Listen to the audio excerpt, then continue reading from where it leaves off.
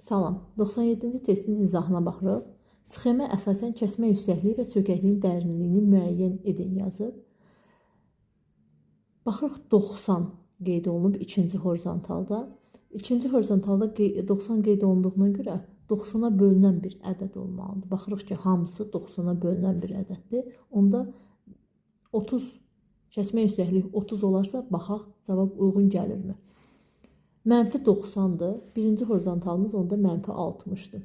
Çökəklik relief formasıdır. Mənfi 60-dır. İkinci horizontalımız qeyd olunub mənfi 90-dır. 30 düşürük mənfi 120-dir və mənfi 150-dir. Daha sonra isə mənfi 155 qeyd olunub mütləq hündürlük olaraq. İndi bizə deyir ki, kəsmə yüksəkliyə əsasən çökəkliyin dərinliyini müəyyən edin. Çökəkliyin dərinliyini müəyyən edəndə kənar horizontaldan, mənfi 60-dan çıxırıq. Deməli, mənfi 155-i. Mənfi 155-i. Çıxarkən 2 mənfi bir yerdə mənfi 60 üstə gəlinsin 155.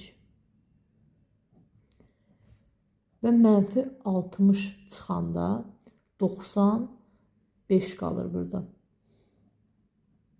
Deməli, cavabımız A variantı olur.